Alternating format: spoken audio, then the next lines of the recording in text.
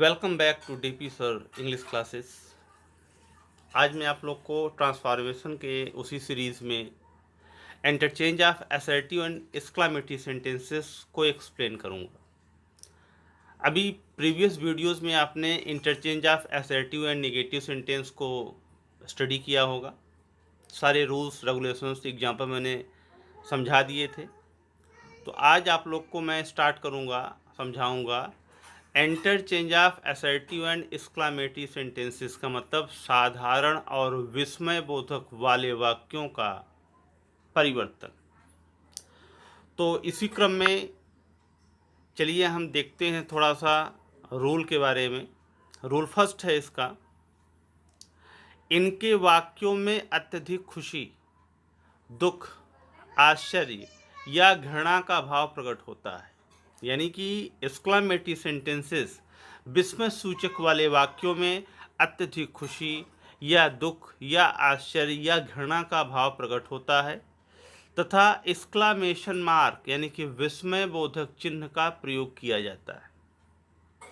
इनके वाक्यों में मार्क ऑफ एक्सक्लेमेशन यानी कि ये और ये पॉइंट, इसे कहते हैं मार्क ऑफ एक्सक्लेमेशन, विस्मय सूचक चिन्ह का प्रयोग अवश्य होता है। चलिए रूल सेकंड देखते हैं।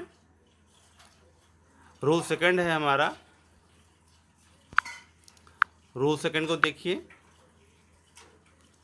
इनके वाक्य साधारणतया अलास दुख के लिए, ओह खुशी दुख आश्चर्य, फिर आपका आ है खुशी दुख आश्चर्य, हुर्रा खुशी के लिए, ब्रेवो बहादुरी के लिए, फाई घृणा के लिए, लो आश्चर्य के लिए, व्हाट या हाउ ये भी दोनों आश्चर्य के लिए हैं। फिर है आपका वुड दैट कल्पना के लिए, इफ़ ओनली कल्पना के लिए, ओह दैट कल्पना के लिए या माइट भी कल्पना के लिए प्रयोग करते हैं।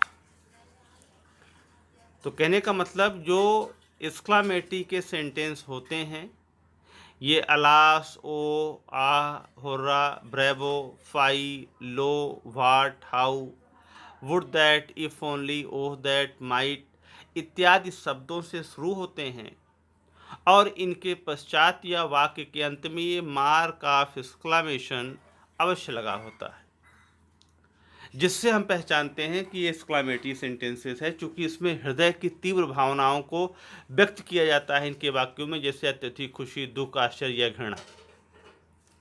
तो चलिए देखते हैं किस तरीके से इनके वाक्यों का हम इंटरचेंजेस करते हैं। एक रूल, थर्ड रूल भी देख लीजिएगा। थर्ड रूल है आपका, यदि एक्सक्लेमेटरी सेंटेंस के वाक्य में अलास का प्रयोग हो तब असर्टिव सेंटेंस में इसे इट इज़ सॉरोफुल या इट इज़ सैड में चेंज कर देते हैं। बहुत ही इंपॉर्टेंट रूल हो, यानी कि सेंटेंस एक्सक्लेमेटरी का हो और अलास का प्रयोग किया गया हो, यानी अलास दुख का सूचक होता है और हमें इसे असर्टिव सेंटेंस में चेंज करना हो तो यह किस में चेंज होगा, इट इज़ सॉरोफुल या इट इज़ सैड में इसे चेंज कर देते हैं। यह रूल हमारा थर्ड है। कौन सा शब्द क्या प्रकट करता है मैंने सब हिंदी इंग्लिश दोनों लिख दिया है, वीडियो को पास करके ज़रूर नोट कर लीजिएगा, तभी आगे बढ़िएगा। चलिए बढ़ते हैं आगे हम। अब देखिए रूल फोर्थ है आपका, यहाँ पर ये रूल फोर्थ है, यदि एक्सक्लेमेटरी सेंटेंस के वाक्य में हुर्रा का यूज़ हो तब असर्टिव सेंटेंस में इसे इट इज़ जॉयफुल या इट इज़ डिलाइटफुल में परिवर्तित कर देते हैं। कहने का अर्थ स्पष्ट है, हुर्रा का प्रयोग एक्सक्लेमेटरी में हो और असर्टिव में चेंज करना हो तो क्या करेंगे, इट इज़ जॉयफुल या इट इज़ डिलाइटफुल में इसका हम चेंजेस कर देते हैं। आशा है ये चारों रूल्स आपको समझ में आ गए होंगे। कहीं कोई कन्फ्यूजन होगा तो कमेंट के माध्यम से ज़रूर पूछिएगा या वीडियो पॉज करके नोट कर लीजिएगा और फिर से एक बार समझने की कोशिश करिएगा।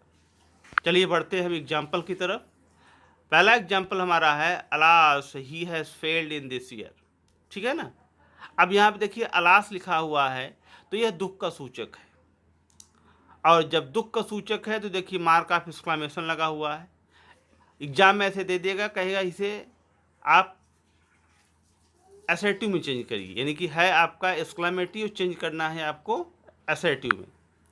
तो क्या करना है, अलास के स्थान पर हमने क्या किया, इट इज सॉरोफुल लिख दिया या it is sad.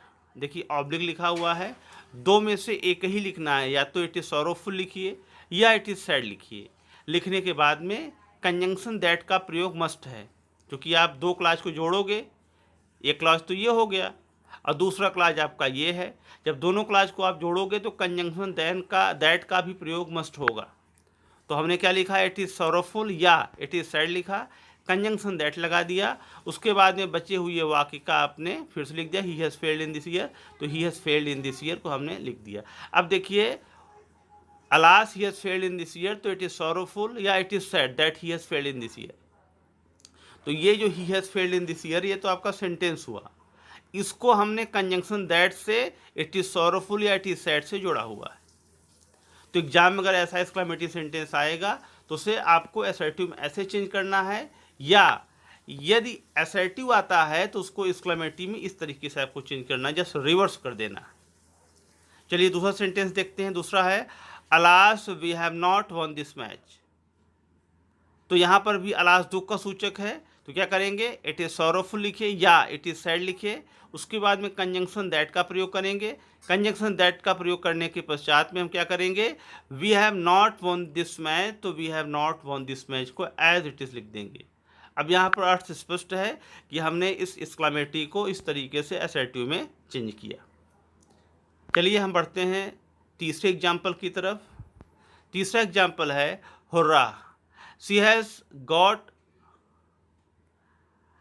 Has got her object of life, वह अपने जीवन के उद्देश्य को पा गई।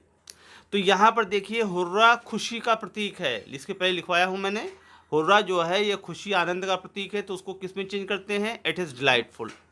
इट इज़ डिलाइटफुल या इट इज़ जॉयफुल, यहाँ पे ऑब्लिक लगा है तो चाहे डिलाइटफुल लिखिए चाहे आप जॉयफुल लिखिए, दो में से एक लिखना है, दोनों नहीं लिख देना है। तो हमने क्या किया कि इट इज़ डिलाइटफुल या इट इज़ जॉयफुल, फिर कंजंक्शन दैट का प्रयोग किया, बचा हुआ वाक्य था she has got her object of life, तो she has got her object of life. इस तरीके से हमारा यह assertive to exclamatory to assertive में चेंज हो गया, यानी कि सेंटेंस एक्सक्लेमेटरी का था और हमने चेंज इसे असर्टिव में कर दिया। चलिए बढ़ते हैं अगले एग्जाम्पल की तरफ। अगला एग्जाम्पल हमारा है hurrah they have won the match today. अब देखिए यहाँ पे हुर्रा दिया हुआ है, तो हुर्रा खुशी का प्रतीक है कि वे आज मैच जीत चुके हैं। तो हमने क्या किया, हुर्रा के स्थान पर इट इज़ डिलाइटफुल किया या इट इज़ जॉयफुल भी कर सकते हैं, दो में से कोई एक। इसको जोड़ने के लिए कंजंक्शन आपने दैट लगाया, बचा हुआ वाक्य था they have won the match, तो they have won the match today हमने एज इट इज़ लिख दिया। तो इस तरीके से आपका वाक्य चेंज हो गया एक्सक्लेमेटरी टू असर्टिव। चलिए हम बढ़ते हैं अगले रूल की तरफ। अगला रूल है हमारा, यदि एक्सक्लेमेटरी वाक्य में फाई घृणा के लिए होता है, बताया हूं, फाई का प्रयोग हो तब असर्टिव में इसे it is a matter of contempt में चेंज कर देते हैं। यानी कि फाई का प्रयोग यदि एक्सक्लेमेटरी में हो रहा हो और इसे हमें असर्टिव में चेंज करना हो तो कैसे होगा, it is a matter of contempt, it is a matter of contempt में इसे हम चेंज कर देते हैं। अब छठा रूल जहाँ देख लेते हैं, सिक्स रूल है आपका ये सिक्स, यदि एक्सक्लेमेटरी सेंटेंस में ब्रेवो बहादुरी के लिए होता है, ब्रेवो का प्रयोग हो तब असर्टिव सेंटेंस में इसे it is a matter of praise या it is a matter of applause में चेंज कर देते हैं। अर्थ स्पष्ट है कि यदि एक्सक्लेमेटरी में ब्रेवो आ रहा हो, असर्टिव में चेंज करना हो, तो ब्रेवो किस में चेंज होगा, it is a matter of praise या it is a matter of applause में इसे हम चेंज कर देते हैं। चलिए इससे संबंधित अब हम एग्जाम्पल भी देख लेते हैं। तो पहला एग्जाम्पल है fie you are an impious soul here, घृणा के लिए कि तुम यहाँ पर एक अपवित्र आत्मा हो। इम्पायस का मतलब हुआ अपवित्र। तो अब देखिए क्या किया हमने, सिंपली क्या किया, फाई के स्थान पर हमने क्या किया, it is a matter of contempt, घृणा के लिए। फिर हमने कंजंक्शन दैट का प्रयोग किया। It is a matter of contempt कहाँ से आया, फाई के स्थान पर जो हमने लिखाया है कि फाई अगर आए तो हम फाई के स्थान पे it is a matter of contempt कर देते हैं। इसके ऊपर में देखिए हमने यहाँ पे लिखवाया है। फिर कंजंक्शन दैट, फिर you are an empire soul here, पूरे के पूरे सेंटेंस को लिख दिए। तो इस तरीके से एग्जाम में यदि एक्सक्लेमेटरी सेंटेंस आए तो असर्टिव में हमें ऐसे ही चेंज करना है, या असर्टिव का सेंटेंस आए तो एक्सक्लेमेटरी में ऐसे ही चेंज करना है। सिंपली कुछ नहीं करना है, it is a matter of contempt that, ये पूरा हटा देना है, उसके सामने फाई करके मार्क ऑफ एक्सक्लेमेशन करके पूरे सेंटेंस को लिख देना है। सेंटेंस हमारा चेंज हो गया। तो रिवर्स ऑर्डर और प्रॉपर ऑर्डर दोनों आप जानते रहिए कि यदि एक्सक्लेमेटरी में आए तो असर्टिव ऐसे चेंज होगा, और असर्टिव में आए तो एक्सक्लेमेटरी में ऐसे चेंज होगा, इस तरीके से। चलिए, तो दूसरा सेंटेंस आपका है, bravo you have done well. Bravo जानते हैं बहादुर के लिए होता है। तो अगर ब्रेवो का प्रयोग किया जा रहा हो तो ब्रेवो के लिए क्या करते हैं, it is a matter of applause या it is a matter of praise. ये लिखा हुआ है ना, ब्रेवो आने पर it is a matter of praise या it is a matter of applause, दो में से कोई एक लिख दिए। फिर कंजंक्शन दैट का प्रयोग कर दिए। फिर बचा हुआ सेंटेंस था यू हैव डन वेल, ये हमने लिख दिया। तो it is a matter of applause या praise that you have done well. इस तरीके से यदि सेंटेंस एग्जाम में आता है तो आपको क्या करना है कि असर्टिव सेंटेंस में it is a matter of applause या प्रेज लगाना है, फिर कंजंक्शन दैट लगाना है, फिर बचे हुए सेंटेंस को एज इट इज़ लिख देना है, जिससे कि आपका जो सेंटेंस है वो एक्सक्लेमेटरी टू असर्टिव या असर्टिव टू एक्सक्लेमेटरी में चेंज हो सके।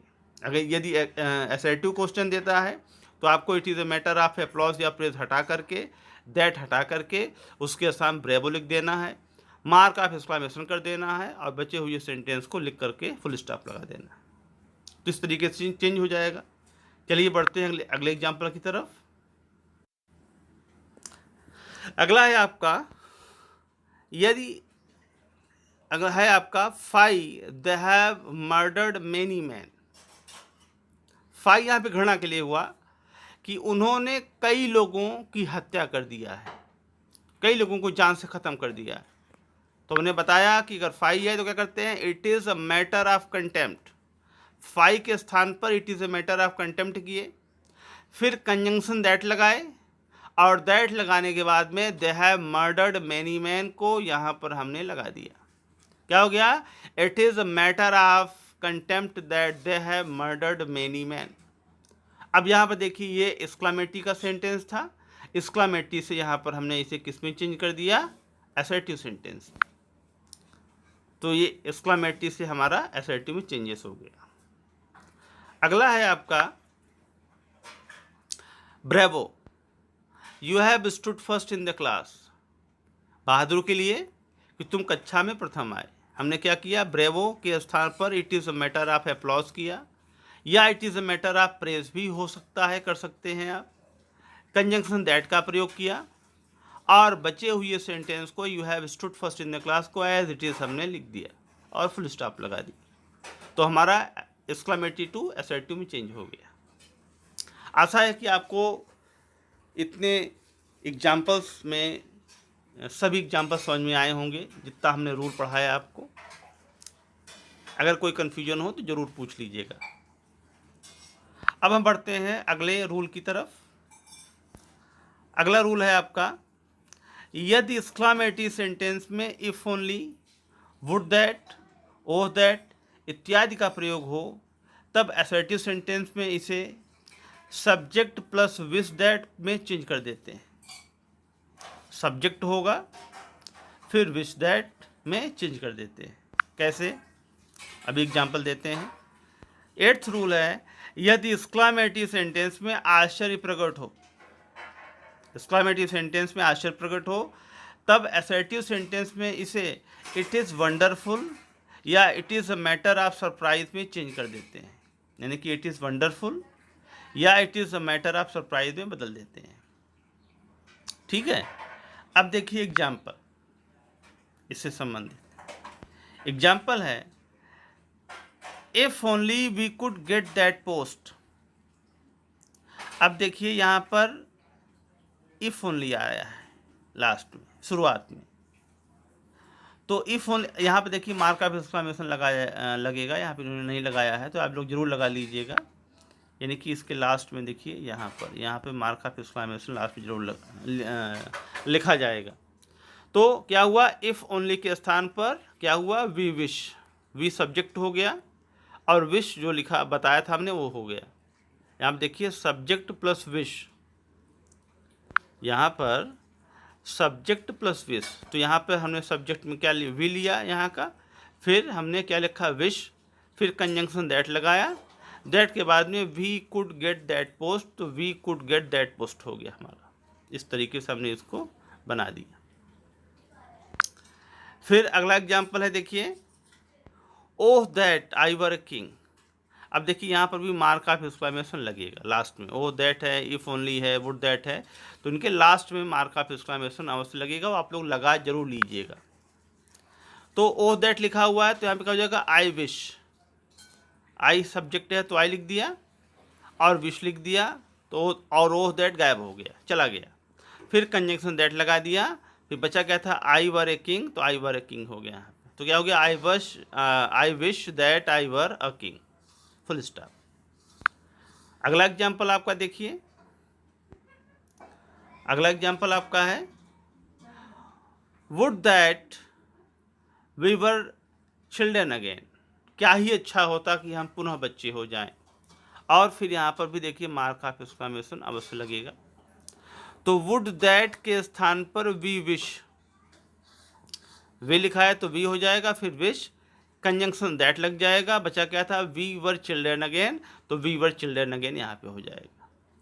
तो would that we were children again, we wish that we were children again,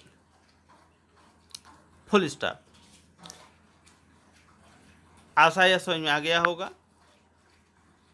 फिर है आपका अगला लो, आशय के लिए, you have fallen down on the ground, कि आप जमीन पर गिर गए। अब देखिए लो आने पर क्या होगा, इट इज़ वंडरफुल या it is a matter of surprise, दो में से एक लिखना है आपको। इट इज़ वंडरफुल लिखिए या it is a matter of surprise लिखिए, फिर कंजंक्शन दैट का प्रयोग किया आपने, फिर बचा हुआ वाक्य था you have fallen down on the ground, तो you have fallen down on the ground, ये आपने सेंटेंस लिख दिया। तो इस तरीके से आपने एक्सक्लेमेटरी सेंटेंस को असर्टिव में चेंज कर लिया। यदि एग्जाम में ऐसा आता है एक्सक्लेमेटरी, तो इस तरीके से आप इसका असर्टिव में चेंजेस कर सकते हैं। चलिए अब हम बढ़ते हैं रूल 9 की तरफ। रूल 9 है हमारा, यदि वाक्य में व्हाट या हाउ का प्रयोग किया जा रहा है, यानी कि सेंटेंस में व्हाट या हाउ, यानी कि व्हाट या हाउ यदि एक्सक्लेमेटरी सेंटेंस में आता है तो वो आश्चर्य प्रकट करता है और उसका अर्थ कितना से लिया जाता है। वैसे व्हाट माने क्या होता है, हाउ माने कैसे, लेकिन जब व्हाट या हाउ एक्सक्लेमेटरी सेंटेंस में प्रयोग किया जाए तो जान लीजिए कि व्हाट या हाउ का सेंस जो निकलेगा वो आश्चर्य के लिए होगा और वो कितने से संबंधित होगा। तो प्रयोग किया जा रहा है तब निम्नलिखित क्रम का अनुसरण करते हैं। क्या क्रम है, what, article, adjective, subject, noun, verb, mark of exclamation, यानी कि यह फार्मूला हम व्हाट के साथ जनरली अप्लाई करते हैं। फिर देख लीजिए, what, article, adjective, subject, noun, verb और मार्क ऑफ एक्सक्लेमेशन, ये व्हाट के साथ अप्लाई करते हैं। फिर आपका है how, how adjective, noun plus subject एक ही होगा, plus verb, mark of exclamation, एक साथ हम इसको अप्लाई करते हैं और ये आश्चर्य के भाव को प्रकट करते हैं।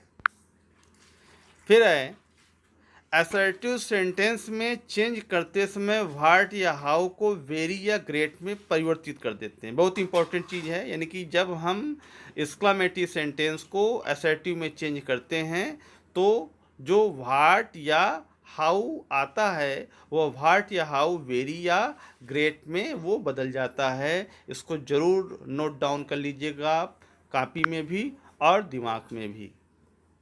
फिर चलिए बढ़ते हैं एग्जाम्पल की तरफ।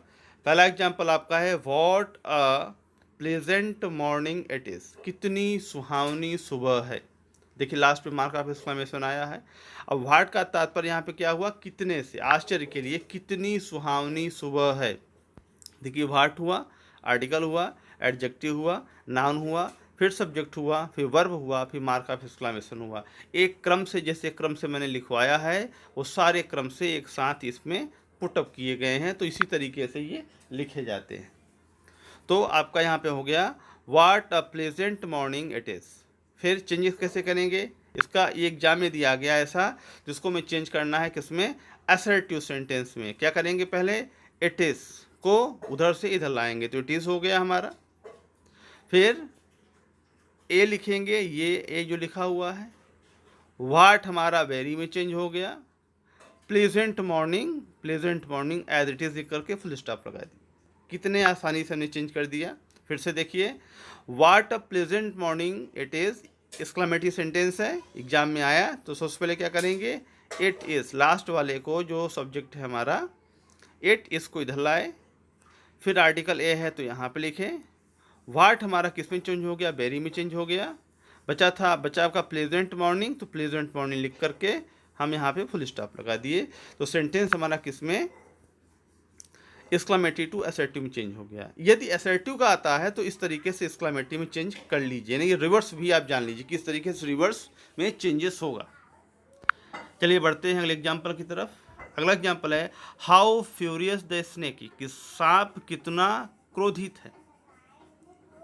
तो देखिए, हाउ हुआ, एडजेक्टिव हुआ, सब्जेक्ट नाउन एक ही है, वर्ब लगा, मार्क ऑफ एक्सक्लेमेशन लगा। तो ये हमारा हुआ how furious the snake is. Changes कैसे इसका हमने किया कि द स्नेक सब्जेक्ट इधर लाए, इज लगाए। हाउ आपका यहाँ पे वेरी हो गया, बचा था फ्यूरियस लिख करके फुल स्टॉप लगा दी। तो इस तरीके से हमारा एक्सक्लेमेटरी टू असर्टिव में चेंज हुआ और हाउ को वेरी या ग्रेट में हम चेंज करते जा रहे हैं। अगला देखिएगा ध्यान से। अगला है what heavy snowfall it was, कि कितना ज़्यादा स्नोफॉल हुआ था। क्या किया हमने, इट वाज को इधर लाया, आर्टिकल ए था लगा दिया। फिर व्हाट आपका वेरी में चेंज हो गया, ग्रेट भी कर सकते हो आप, चाहे ग्रेट करो चाहे वेरी करो। हैवी एडजेक्टिव लिख दिया, स्नो लिखा, फॉल इस तरीके से लिख दिया। तो इस तरीके से हमारा it was a very heavy snowfall full stop, sentence हमारा चेंज हो गया एक्सक्लेमेटरी टू असर्टिव। अगला हमारा है हाउ इंटरेस्टिंग द म्यूजिक, संगीत कितनी रुचिकर है। संगीत कितनी रुचिकर है, यानी जो बज रही है। तो क्या किया हमने, how interesting the music is और मार्क ऑफ एक्सक्लेमेशन। तो यहाँ पे देखिए द म्यूजिक, तो यहाँ पे द म्यूजिक आ गया, यहाँ पे दिस नहीं द होगा, ये यस नहीं होगा, तो यहाँ पे द लिखिएगा THE, ठीक है ना, द। तो यहाँ पे हमारा हो जाएगा कि the music is very interesting full stop. तो यहाँ पे देखिए द म्यूजिक इधर आ गया, द म्यूजिक हो गया, इज वर्ब हो गया। हाउ यहाँ पर वेरी में चेंज हो गया, इंटरेस्टिंग उसी जगह लिख दिए, फुल स्टॉप लगा दिए। तो यह वाक्य हमारा एक्सक्लेमेटरी टू असर्टिव चेंजेस हो गया। अब देख कुछ इस टाइप के भी सेंटेंस आते हैं, जैसे कि एक सब लिख दिया नाइस। नाइस यहाँ पर एक एक्सक्लेमेटरी वर्ड है। किसी चीज़ को आपने एक बैग, कोई कार देखा आपने तो कहा कि नाइस, तो वो भी हमारा एक एक्सक्लेमेटरी सेंटेंस होता है। तो उसको कैसे चेंज करोगे, इट इज़ वेरी नाइस। अगर केवल नाइस लिख करके आया है तो इट इज़ वेरी नाइस आपको अपने से पूरा लिखना होगा। सब्जेक्ट है, वर्ब है, एडजेक्टिव है, एडवर्ब है।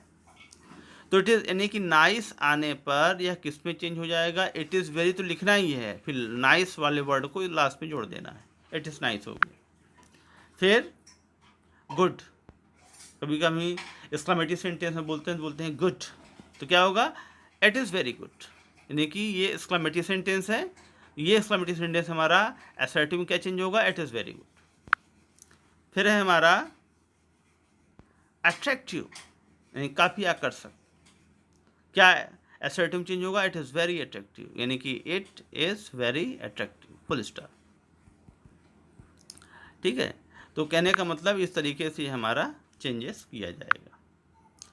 तो यहीं पर समाप्त होता है interchange of assertive and exclamatory sentences.